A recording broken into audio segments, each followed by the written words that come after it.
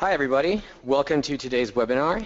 I am Christopher Wendels. I head up product here at wywy, and today I want to talk to you a little bit about TV analytics, how we attribute website and TV traffic to TV advertising. In other words, how much web traffic happens due to my TV commercials. This is going to be a 30-minute presentation followed by about 50 minutes of Q&A. We've put everyone on mute to reduce the noise level, but do feel free to post your questions in the chat, and I will address them at the end of the presentation. We will also make the deck available after the webinar. So today I want to talk a little bit about TV analytics, what it is, how TV attribution actually works, and why you should be doing this. I will then present our own TV analytics dashboard and finish off with a case study. So just a few numbers to get us started. Almost everyone uses a second screen device, such as a mobile phone, tablet, or even a laptop while watching TV. 1 in 3 viewers visit an advertiser's website after seeing the ad on TV. In essence, there has been a massive shift in viewer behavior, multitasking in parallel, resulting in many viewers immediately going to websites and engaging with brands after a TV ad airs. So what does this shift in behavior mean? This means that we can see spikes in website traffic immediately after an airing. Our research shows that 80% of TV-inspired visits will happen within the first 90 seconds. So it's basically a really short burst of traffic that quickly dies down again after that. And this is the basic concept of how TV attribution works. We first take the website traffic data, and then we take the airing data, so the exact airing times. Now, if we plot the traffic data with the airing data in a graph, as we've done here, it's really easy. We can immediately see that orange shaded area of uplift, that increase in traffic that happened after the TV ad aired. And the key is to have an attribution model that will automatically calculate that uplift for you using algorithms. Now, while that is a simple concept, the devil really is in the details. So I'm going to take this step by step and walk us through how we do this, or what the process is. So we start off by taking the website traffic. This is our starting point. The underlying data is really important, and we want to be as granular and have as good data as possible. So having that data on a second-by-second basis is really important, as if we have minute or even hourly aggregates, we can't work as well with the data. It is also important to understand the traffic sources. So if we have direct traffic or paid search traffic or brand traffic, this type of traffic is easily influenced by TV, whereas social or display ads rarely have a correlation with TV airings. Geolocation is another important factor, so we need to make sure that the user is inside of the airing area where the TV commercial is broadcast. Otherwise, they wouldn't have had an opportunity to see it. So traffic data is the first step and is very important. The second part is using the exact airing times. So in this example, we have a planned airing at 9:41, but the actual airing was at 9:37. This is very common. Media plans are off on an average by about 5 minutes. And again, remember that the 80% of traffic will happen within the first 90 seconds. If we extend to 5 minutes, that's 95%. And if we're off, in this case, by 4 minutes, we're going to completely miss the traffic. We're not going to attribute it correctly. Now, the third part is the attribution model. So we have a couple of parts to the attribution model I'm going to take you through. And the first part I want to talk about is a variable baseline. I'm actually just going to go back one slide here. So in this plot, a very simplified model, we see the traffic is at a stable level, and then we see that spike in the orange shaded area, and it goes back down. This is what we refer to as baseline traffic, so the amount of traffic that would have happened without a TV airing. Now, looking at our more advanced model here again, we can see that the traffic organically rises and falls throughout the day. It sort of ebbs and flows because in the morning people start waking up. After they get out of bed, you'll see a little more traffic. Then as we approach midday, most sites will see a larger increase. Maybe other sites will have a higher increase during prime time, and then as people go back to bed, traffic falls off. So that's why it's important to have this variable baseline calculation, because if you were to take a daily average of the baseline, for example, if the airing was at night, your baseline would be too high. If the airing is during the day, your baseline would be too low. So it's very important to calculate the baseline for each singular airing. The next part of the attribution model is to have a variable attribution time. So again, we see that we have an airing here at 11:37, and we've noted the event end at 11:40, so we have about 3 minutes. The second airing we have at 15:42, and the event end is at 15:47. So here we have 5 minutes. A way to think of this, or to look at this, is thinking of airings that happen early in the commercial breaks. Because early on in the commercial break, if I see a product that I'm interested in, I know I have plenty of time. I can go to the website, I can check it out, I can interact and get more information. But if I see the commercial right at the end of a commercial break, if that spot airs late, I may get out my phone and I'll be on my way to the website, and then, oh no, my show's starting, and I'm not, and that takes more priority for me in that space. So we see a higher peak or longer event durations early in commercial breaks compared to late in commercial breaks. So that's why it's really important to have that variable attribution time, because if you're just saying, all right, well, on average it's going to be 5 minutes, and you stick to that in your model, you're going to be misattributing a lot of traffic. The next part of the attribution model that is also very, very important that we need to focus on is the handling of overlapping TV spots. So in this example, we have an airing at 15:42, and then we'll say that's on channel 1. And then we have another airing at 15:44 on channel 2. These spots are overlapping, and we've detected them separately. We know we have 2 airings, but the traffic doesn't differentiate. We can't see from this one smooth curve where the uplift occurred. So we need some way of distinguishing between channels and attributing them correctly. For example, if we have channel 1 has a much lower reach than channel 2 is a major channel, then simply dividing the traffic between them wouldn't be correct. So we need a weighting system or a scoring system to attribute the uplift to the correct channel. So that was generally on how TV attribution works. I want to talk a little bit about how we've solved these challenges at YY. So at YY, we use our own tracking solution to gather the original first-party data ourselves. That way we can ensure that we're collecting all the information we need, and that every timestamp is synchronized to our system, and that we have really accurate data. We also have the exact airing times. We do this by monitoring the live linear TV signal for the ads 24/7. We do this with our own ad detection technology, so we really know a second after a TV ad airs.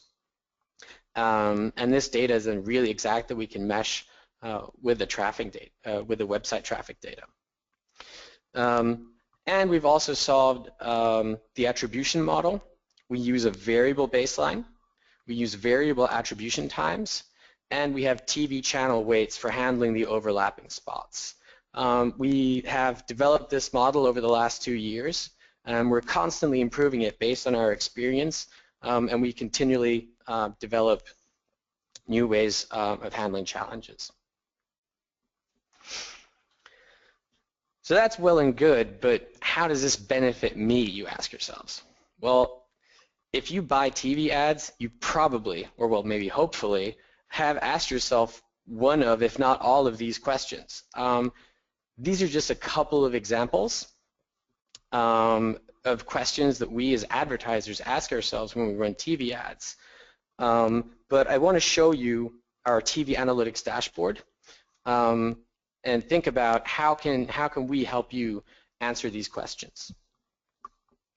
So I'm going to go into a live demo, and this is our TV analytics dashboard. We've designed it as a simple, easy to use interface with a virtually zero learning curve. I'm just going to take you through some of the basic principles. So at wywy, we organize all TV commercials into campaigns for ease of management, so that larger brands with several product categories or agencies can better manage their access to data. So up here, we select our campaign. We also select the date range that we're interested in. In this case, we're going to take a look at January 2015. And once we've selected our campaign and our date, we can start to interpret the data that we're seeing. So in the first box here on the first left, we have the information related to the commercial airings, number of airings, and the total net cost that we paid for those spots. Moving over to the center box, we have the high-level website traffic, so visit uplift as a percentage. What percentage increase in total website traffic did TV drive? We also see the visits as an absolute number. On the far right, we see conversions. This is the percentage uplift of the value that TV has driven. Again, we see the purchase revenue. In this case, the conversion is a purchase conversion. Conversions can be added by advertisers themselves. In this case, I can select the one that's most interesting to me. We'll stick with purchase for now, and I'll come back to those in a minute. So moving forward through the dashboard, just scrolling down here a little bit, this is the default view when I log into the console, and we have the TV airings broken down individually. So it gives me the airing time. It will give me the TV channel that I aired on, what TV creative was aired. So that's sort of the meta information related to the airing. I then have, moving further, the next column on the right is the visit uplift that this particular airing brought, and also the conversion that I've selected. I see the conversion uplift. It will also display the net costs that we had for that airing and the net cost per purchase. So being able to view these airings is a great way to just quickly confirm, okay, when did I air, what was the uplift? But things start to get real interesting when we move into another report. Let me just jump into the TV channels report here. And this report is very similar to the airings report, but we see the data is now aggregated for the TV channels. So why is this interesting to us?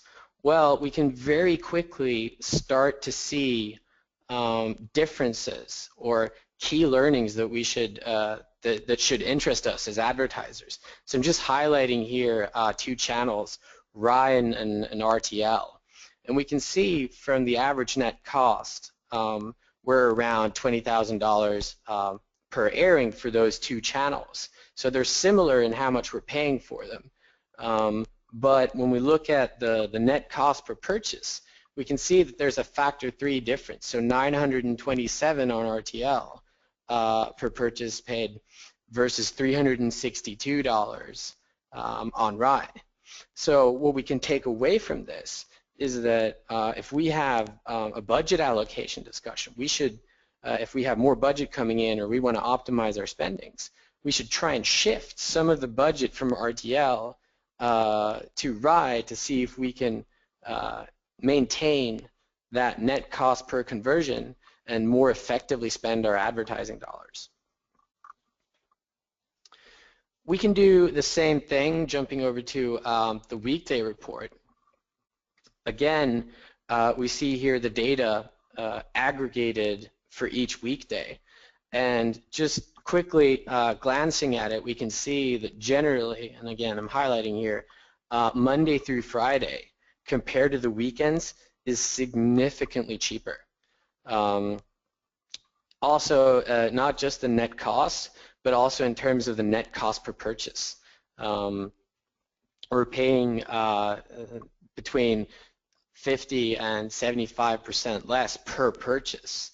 So again, the key learning here, what are we taking away from just looking at this screen at a glance, is we can quickly make the decision, all right, for the next flight in this campaign, we're going to shift some of our budget to weekdays, and then focusing in particular here on Thursday and Friday, where we have the most significant optimization potential. So that's the TV channels and weekdays. That's great for optimizing on a flight-by-flight basis. But we can also very quickly, we can make changes based on TV creatives. So when we monitor the different TV creatives, we can see, is there a difference between Creative 2 and Creative 4 in this case? Which of the versions are performing better? And we can see it's clear that, you know, $438 cost per conversion versus $799, that is a significant difference. And a lot of the time, although I've already set my buying plan up, my slots are planned, I often have the opportunity to switch out creatives mid-flight. So this is a great tool to take immediate action and not just take action on future flights and campaigns. So just sort of wrapping up this airing section, we can see we can look at the individual airings, the aggregates by TV channel, the creatives, weekday, or even by hour if we're interested in the day parts. And while this is really interesting for the TV planner, I know that a couple of CMOs are more interested sort of in the conversion metric reports. So I just want to highlight a few of the features that we have there. I said I want to get back to the conversions again. And just taking a quick look here, I said this customer has, or this client has 3 different conversions in our system. So we have a registration conversion. We have 3 different conversion types, I think I should say first. One conversion type that we offer is strictly the conversion. For registrations, this is optimal because we're only interested in the number of conversions. There's no financial transaction or monetary value associated with that action. We then have fixed value conversion types. In this case, that would be our newsletter here. And we also have dynamic value conversion types, ideal for checkout baskets when we don't know the order value beforehand. It can be dynamically inserted into the conversion tracking and then get sent to the analytics tool. So if we look here at the conversion registration, we see a registration uplift of 55% as a result of the TV airings. And we can compare that to the 63% for purchases or 58% for newsletter. So we can see that our TV ads are more effective at driving purchases than they are at driving newsletter signups or registration. We also, again, moving forward, just talking about the values a little bit. So I said the newsletter here in this example has an order value of $2 associated with it. This is a fixed value that the advertiser attributes to each newsletter sign-up, and they use that for their controlling purposes. The purchases, as I said, are dynamic values, so they're added each time that a conversion happens. And what we can see here is that the value uplift for the newsletter is the same as the conversion uplift. It's 58% because it's a fixed value. But looking at the purchase, where we have a conversion uplift of 63%, we have a value uplift of 85%. So it's actually the difference in the number of conversions and the difference in the value spent is higher for value spent. So what we take away from this is that while 63% of people are converting, or we have 63% increase in conversions, we have an 85% increase in the revenue that we've generated. So our TV audience are not only more inclined to buy something, they're actually inclined to spend more money. So there's a clear higher purchase intent here. Now, as I said, these are just a demo account. This is demo data, and while it's nice to sort of see the tool live in action, I want to share some actual figures with you guys. Just going to scroll through real quick to a case study that we did with a job portal called Expertier. Now, we actually met these guys by chance at a conference. We met them, they told us about they were going to do their first ever TV campaign. We asked them how they were going to track the performance. I mean, it was interesting to us. We were in the process of finalizing TV analytics, and they said they actually planned to look at the Google Analytics real-time dashboard when the TV ad aired to sort of get an impression of the impact and sort of follow that in real time whenever they had an airing planned. We told them we could set up the TV analytics within a day and give them the full view of the direct impact on their registrations. They went for it and also agreed to conduct a case study to look at, what can we actually drive using the knowledge that we have. So I want to share two major findings.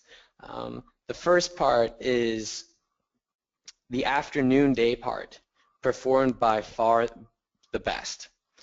Even though the conversion uplift was not the highest, the cost per conversion was lowest for this day part. And the other part is looking at channel 2 and 3. These were incidentally news channels. They performed much better than the other channels. So just by concentrating their TV budget on the best performing day part and the best channels, they had an optimization potential of factor 20 plus. I mean, we're not talking about 10% savings or 20% saving years. We're talking about you get 20 times more out of your ad spend. So these impact metrics are actually very interesting to us when we compare them to the audience metrics, because each and every single one of the spots that aired was targeted at Expertier's target audience. So everyone who saw the spot was indeed an intended target and was an ideal candidate to use the site. But what we see when we look at the news channels, people who watch a news channel are more inclined to be thinking about their career and be activated to take a step to better their career than someone watching a leisure show, How I Met Your Mother, or the latest monster truck rally event. And the same goes for the day parts. Someone watching TV in the morning or afternoon, we're far more likely to be activated by this ad than someone watching TV at night. Because it turns you away from our routine of thinking actively about betterment and what we do in our careers and what we do in our daily lives, to at nighttime just relaxing, kicking back, watching a movie, and not really being as interested in taking action. So what these impact metrics tell us is they give us an insight into how our audience is reacting to our message. And this allows us to optimize not only for the target audience so that I'm reaching the right people, but to be able to reach that audience in the right moment when they are most inclined to respond to my message. So before I come to an end, I just wanted to to give you a couple of things to keep in mind, sort of the three key takeaways, the three learnings that we've produced here at wywy. And the first thing I want to take up is that TV attribution will only ever be as good as your underlying data. This means that you need the exact airing times and you need granular website traffic data. If you just want to use Google Analytics, where you have hourly aggregation of reports, you have 10 spots an hour, there's just no way for you to effectively gain insight using those tools. And the second part is that analyzing data requires expert knowledge. Just taking a short example, we had a client, they were using an in-house attribution tool. They were not really sophisticated in their models. They had quite a simple model. And the way that they'd structured their campaign was that they'd spent some of their budget on a very large channel and some of their budget on a very small channel, which resulted in few airings on the large channel and a lot of airings on the small channel. So there was significant overlap between these two channels. And when they had the overlap at exactly the same time or within a minute of each other, their simple model was basically to split the traffic between these two different channels. And the insight that they gained from that was that the cheap spot on the small channel with virtually no reach was the best performing, and they were actually in the process of expanding their campaign in that direction.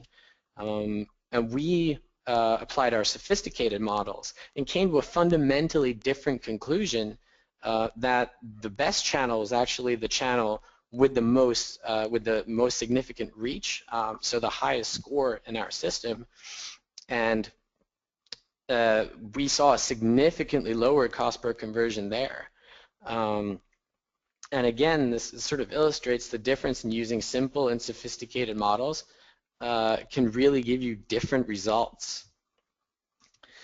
And the last thing I want to give you guys on your way is the goal is to optimize. The only reason we do all these TV analytics attribution models and we gain this insight is so that we can take action on that insight.